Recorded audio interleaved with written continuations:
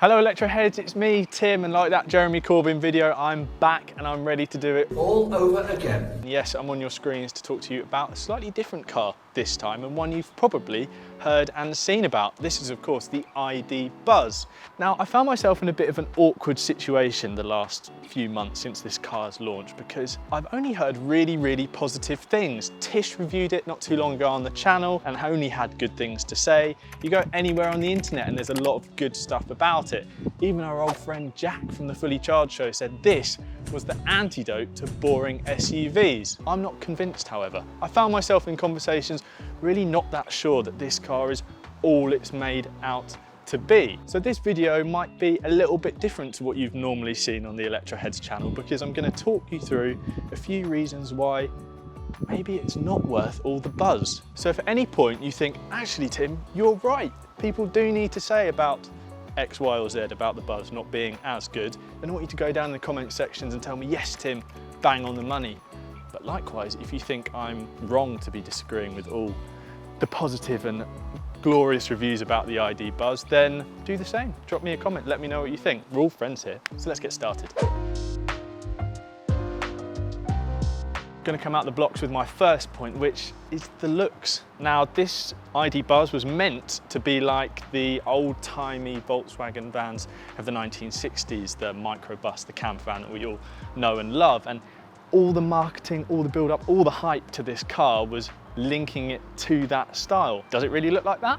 Does it? If you were being honest with yourself, does it channel that same design language? The only thing I can really see is the split colours on the front, and I'm not too sure whether they've even done that in the best way possible. If you think about this car, it was a concept for quite a long time and we saw a few different versions, and I wonder whether they went too far and should have stopped earlier. We saw the VW Buzz concept in 2017. I think that was better than the final production version. And go further back, there was the Bully concept a few years before, and maybe even that was a little bit better looking than this. I don't think this is the best it could be, and that's the bit that really bugs me. Everyone bangs on about how pretty it looks.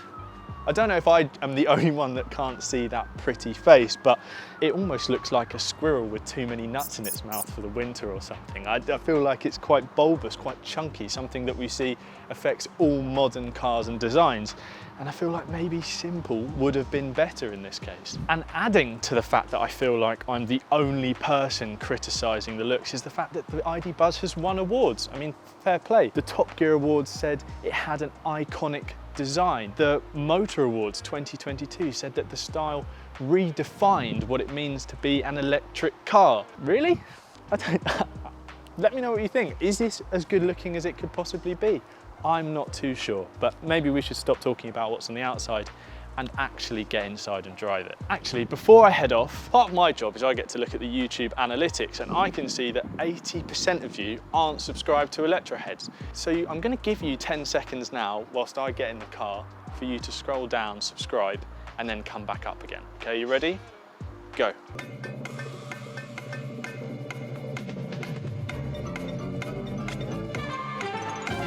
Done it?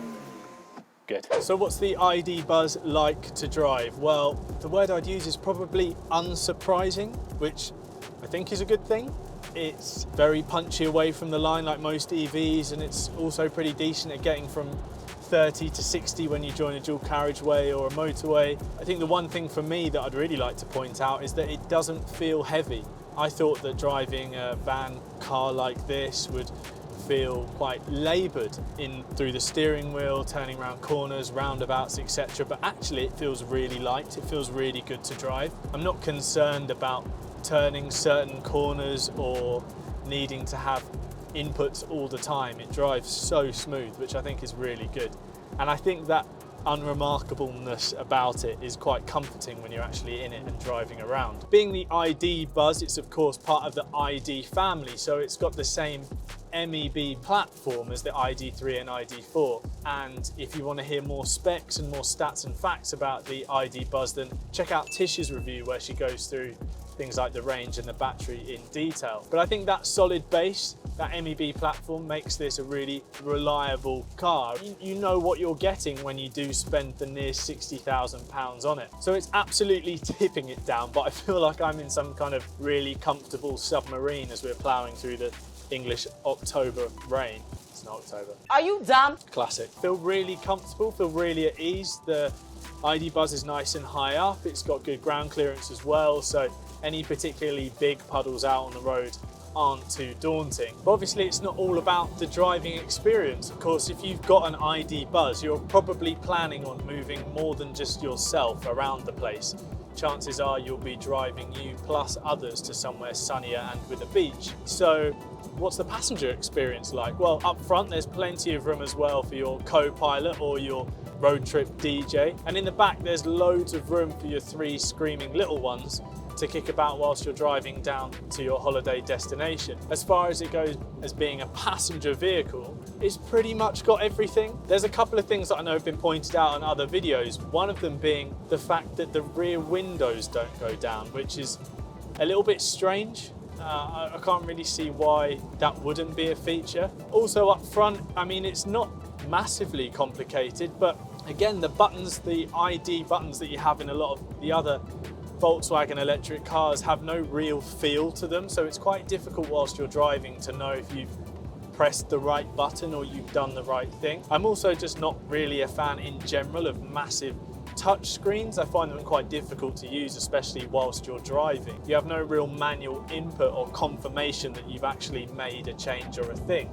You have to rely on sounds or the ID Buzz mythical lady telling you that you're going the right way. I feel like it does the job when you're driving. It's not massively surprising, not massively confusing. So actually once you're out on the road, it's okay. And I suppose you're blessed by the fact you don't have to look at it.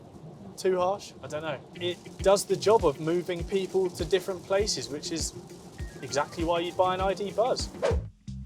So, having spent the day with the Buzz, I think I've sussed it. First of all, here's one big reason why we should all love the ID Buzz, and it all comes under the word character. I think it's really cool that Volkswagen have tried to do something here and reimagine an old concept, and a concept that clearly worked. So often these days we get into new EVs that just seem so soulless, and I think that's something that people really pick up on and really criticise about modern EVs, and I completely get it. Sometimes they're just big lumpy blobs with an electric motor and they try and flog that, whereas the Buzz, it's got something more to it, and I think that's really cool, and that's something we should celebrate.